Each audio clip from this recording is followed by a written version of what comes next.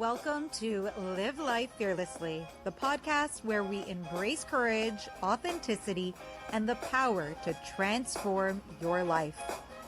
I'm Amanda Gervasi, a life, leadership, career, and relationship coach, here to help you break through barriers and create a life you love. Let's dive in and live fearlessly.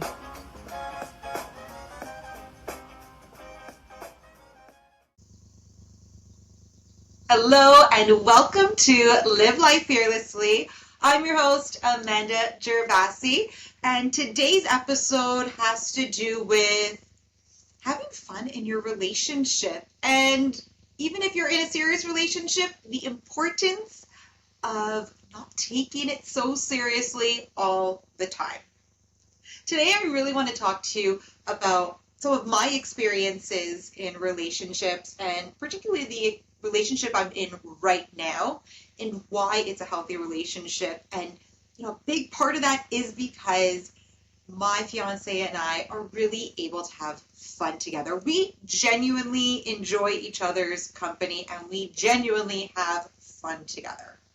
So, a little bit of background for those of you that don't know me very well. My fiance and I met just over 4 years ago. Online, we met on Match during COVID, the dreaded COVID. And as much as I was in a good place in my life, I had recently got out of a serious relationship and, had found and dated and found some really great guys that I connected with. But, I was at the point in my life that I wasn't willing to settle. I'm not going to settle for, a really nice guy. I'm not settling for a guy that, checks off all these things on the list of things that are important in a guy, but the connection isn't fully there, or that person isn't in the same place in their life as I am. Like, I'm just not willing to make certain compromises and concessions at this point in my life. There's certain non-negotiables, and I know what they are. I knew what they are at that point in my life, and I was waiting. And I was on Match, and I found unexpectedly my current fiance on there. And I say unexpectedly because we connected while I was in a private mode, so nobody could see me. And I did that purposely because I wanted to be selective about with who could see my profile and who I wanted to connect with. And he, was recently separated, going through a divorce, and he just wasn't fully ready to start dating. And so he was in his own private mode. And so somehow, we were both, he had taken himself off of private mode. I saw him, and we started talking. And it really was an instant connection with us. And we met very quickly after speaking. And really, we were together within after one date. So it was really, really nice to be able to have that connection with somebody so quickly. But a big part of why it works is that we don't take our relationships so seriously all the time, considering, I'm divorced and have 2 kids. He was and still is going through a divorce, and he has 2 kids of his own. And so life could be really heavy if we wanted it to be. If we focused on everything that comes with us, if we focused on all the hardships in our life, if we focused on, everything that we went through to find each other, it could be maybe too serious. It could put a damper on such a great relationship. And so we try not to focus on all of that external crap, really. as much as we can. It's sometimes it's hard. It seeps in, right? It seeps in. He's still going through his divorce, so it definitely seeps in. But we try not to let that affect our relationship and our love bubble and our happy family that we're creating with our kids. And, you know, we got engaged just over a year ago. And it was really unexpected. Those of you that don't know the story, it was really unexpected because he's quite methodical and rational in his decision making. And we had gone to Nashville. We had planned a trip to go to Nashville. This was our second time going. We had an awesome time the first time we went. And we decided to go again with a group of friends last summer. And it, you know, that's where he proposed. If you're not aware, he proposed to me in Nashville, which, like, one of my favorite places to be, in our favorite bar with our favorite band. And it was a complete shocker to me because, like I said, he's very methodical and rational, and he, in my head, would not propose until he's divorced. So I really had no idea. And although we had talked about marriage and getting married, I wasn't pressuring him, and I really didn't think it was going to happen anytime soon until his divorce was finalized.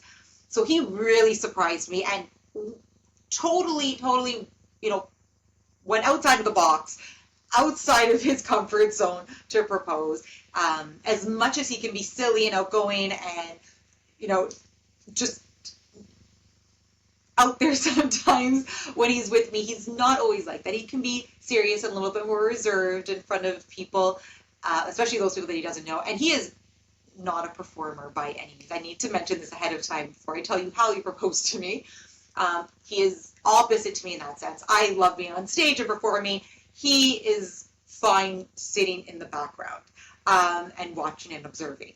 So we're at our favorite bar, Layla's in Nashville, with our favorite band, and we're dancing to the song Amanda by Waylon Jennings. And partway through the song, he jumps on stage. He tells me, I'm going to go on stage and sing. And I'm thinking, he's just had way too much to drink. Way too much to drink. This guy's crazy. There's no way he's going on stage. But he does. So I'm completely surprised. And I have my camera out and I'm filming the whole thing thinking, this is so silly right now. And he goes on stage and he starts singing. And again, I would like to say he is not a singer. So I'm already thinking this is craziness. So he starts singing and he changes the words to ask me to marry him. And his friend throws him the ring while he's on stage and he proposes to me. And I'm just in shock that this happened. And of course I said yes because I love him. And who wouldn't say yes to that type of a proposal? It was so romantic and so beautiful and so fitting for us. It was just perfect. It was literally perfect. And the night ended with us singing on stage together. It was so much fun. We sang Jackson by Johnny Cash and June Carter. Just a lot of fun. We just had a hell of a time. And so that went down in the books for us. And a year later, we said we need to go back to Nashville and kind of just celebrate the anniversary of our engagement since, you know, he was no closer to his divorce. And we thought, let's just have a good time and, yeah, just celebrate that anniversary while we were there. And it was kind of an impromptu thing, but I thought, hey, we're going back to our favorite place. Why don't we get fake married while we're there? Because we're not getting married anytime soon, as much as I'd love to, and I know he would love to. Like I said, his divorce, I don't know when that's happening. So we thought we'd have a lot of fun with it, and we invited some friends to join us, and I booked a fake wedding ceremony for us, a commitment ceremony. It was called a commitment ceremony, where we're committing our love to each other at the Rhinestone Chapel in Nashville. And I love Elvis. Who doesn't love Elvis, right? So I'm sorry. We decided we were going to get married by Elvis in Nashville at the Rhinestone Chapel, and we had a heck of a time. We dressed up in a very Western cowboy wear. I had to wear my cowboy hat, my cowboy boots, because I'm a country girl at heart and I love it. And yeah, we got married by Elvis, and it was a blast. We had a heck of a time. Just, part of it was romantic, and I did get teary as much as it was fun and a funny ceremony. Um, it was really, really romantic and sweet, and just dedicating our love for each other. But ultimately, the moral of the story is we don't take our love so seriously. We are seriously in love, and we do take our relationship very seriously, but it's fun to have fun. That's what keeps our relationship fresh. It's what keeps us engaged. It's what keeps us coming back to each other all the time, and staying with each other, because we never leave. And that's one thing that I want to tell you. Whether you are in a new relationship or you've been with your partner for 20 years, you need to keep it fun and fresh. We always joke, him and I, that we keep climbing. It just keeps getting better. After 4 years, it's not getting stale. And I know 4 years isn't a long time, but it is kind of. It's not like we just met. And I feel like we're still in our honeymoon stage, where we can have fun together and be silly together and be romantic together. And it just never ends. We just genuinely enjoy each other's company. And I've never been in a relationship like that where we genuinely enjoy each other's company all the time, even when I'm mad at him or he's mad at me. That love is still there. That devotion to each other is still there. And I think a big part of that is not only our connection, because you can find really great connections with people, but it's the other part of it where, we connect on so many levels, and we can have fun on so many levels, and we can laugh. We laugh so much. And I can't tell you the importance of laughing with your partner, genuinely being able to laugh with them, and just not take life so seriously. Life has enough problems. The world is full of problems. Why do you need to bring that into your relationship unnecessarily, right? Keep it light. Leave the problems at the door. Not to say that your partner shouldn't be your sounding board for your problems. Your partner should be. And we can tell each other everything. The difference is once we've vented about our day or about whatever has happened, we can then, close the door on it, and move on. We try not to let that problem stay with us the rest of the day or week or evening, whatever it may be. We close the door on it, and we let it go. And even when he and I have a disagreement, again, we deal with it and we let it go. I think that's a big part of what makes a healthy relationship is once you've dealt with the problem, move on from it. You can't keep bringing it up and throwing it in the other person's face. And that's one thing that we really don't do. We deal with it and we move on from it. There's no point in continuously regurgitating past events. It doesn't help the situation, and you're just going to find resentment for that person over time. And who wants that? Just don't hold a grudge. Move on and, look back and laugh on it. And we do that. I think that's what, again, really helps our relationship is we're able to laugh at our silly fights. Because most of the time, I feel like almost all the time, they're just silly fights. They really mean nothing. I know in the moment we're upset, and then we look back and we're like, what were we fighting about, and why are we so angry? And that's important too, is just to laugh. Laugh at the nonsense. Laugh at the stupidity. Take ownership of your stupidity and move on. I really want to encourage all of you to ask yourself, when was the last time you laughed with your partner? I encourage you to be playful again. It is so important. Relationships are supposed to bring you joy, not obligation. So keep that laughter going, my friends. Laughter is a stress reliever. Laugh with your partner. Have fun with your partner. And forget about the stresses of the world when you're together. Remember that being in a healthy relationship requires you to have fun.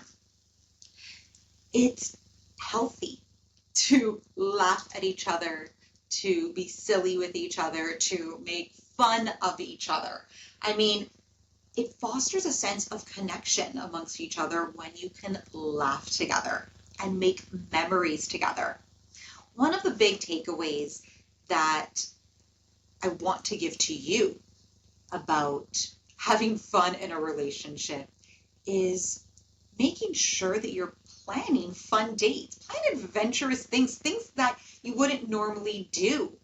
And just think about the memories that you're going to create, the stories. You may never do it again, but I can tell you, you're going to look back on this fun date, this activity, this adventure with fondness, no matter how disastrous it might be or how fun it might be. Recently, my fiance and I went line dancing. I've been wanting to go line dancing for so long. And then a restaurant and bar close by, Blue Smoke, started offering line dancing on Friday nights. And I've been begging him to come with me. And he's usually up to entertain my every whim. And we finally got out there. And it was harder. It was harder than I expected, let me tell you. But it was so much fun. We had a blast. You know, it's not something that he's necessarily wanting to go to every Friday, but it's something that he's willing to do again because we had such a good time doing it. And you need to find these things. Yes, going out for a nice dinner is, always enjoyable. Sometimes that's all I want to do. But sometimes I want to do an activity, even if it's a silly activity, just because it's fun. And the other thing I want to really bring to your attention is you're not too old to have fun, and you're not too old to be silly, and you're not too old to act like teenagers. Let me tell you, that's something that we do, and we laugh about the fact that we feel like kids again. And isn't that nice? Isn't that a nice feeling to feel like, you're a teenager in love? You're not in your 40s and feeling old and worrying about all of the pressures of life all the time, but you're feeling like you're a kid again, you have no responsibilities, and you're just enveloped in each other. So do these fun activities, whatever they may be. Think outside of the box. Maybe it is taking a dance class or line dancing, or, we really like to go hiking. And I try to plan or pick different places so we can make it a bit of an adventure. Sometimes it's close by, and sometimes it's like a weekend trip somewhere, or sometimes it's like really impromptu. We went, last year we went to Pittsburgh to watch a Steelers game for my fiance's birthday, and it was very impromptu. I said, let's go to West Virginia. It's not that far. Let's go hiking. And, that was a whole adventure of its own, getting there and, oh my goodness, almost dying, I think, as we drove through these mountains with this extremely narrow roads, and there was no guardrails. And I don't know how people drive on these roads and survive regularly, but it was an adventure, and it's something we still look back on fondly, no matter how crazy it was. It's really important. It keeps these types of adventures, these types of memories will keep your relationship fresh. It will keep you young, and it will keep your relationship young. You don't want to be in a relationship where it feels tired, where it feels boring, where feel like you need to constantly work at it. And although relationships are work, you shouldn't feel like you have to work at them. It shouldn't be a chore. And it's not a chore with us. We make that effort with each other. to always be silly and fun with each other, and to always show affection to one another. And that's one thing I think is also really important, that as much as we're fun with each other, we always are affectionate with each other. It's that moment that you stop being affectionate with your partner where things change from being lovers to being friends. And then that just turns to resentment. So show love all the time. That's, we wake up in the morning and we give each other a kiss goodbye. We come home from work and we give each other a kiss. We go to bed, we give each other a kiss. It's a simple thing, then a hug. And those simple hugs and kisses mean so much. And I'm telling you, when one of us is, busy and bombarded with kids and we somehow miss it, it's noticed by the other person. Like, hey, you forgot about me. Hello, I'm here. And it's nice. It's nice to have a partner who wants your love and attention and affection. These are the things you need to be focusing on. All that big stuff, or what you think is big stuff, is nothing in the grand scheme of you having a partner that you can really connect with and have fun with and genuinely get along with. That's what's important. The honeymoon stage shouldn't be a stage. That should be your life together. Yes, we have highs and lows in our relationship, and every relationship does, but what's important is maintaining that love for each other and keeping it fresh and keeping it fun. That's what creates a healthy relationship. It really does. That's what we do. And hopefully you're going to do the same. If you don't have a fun date planned over the next week, plan something. And it could be small. It doesn't have to be anything extravagant.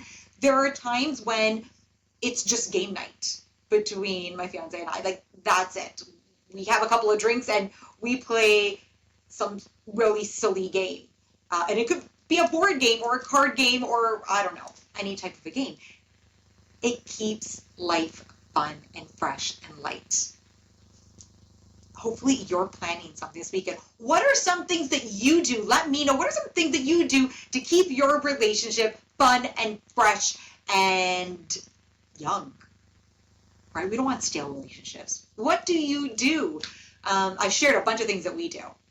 Share with me. Share with everyone else.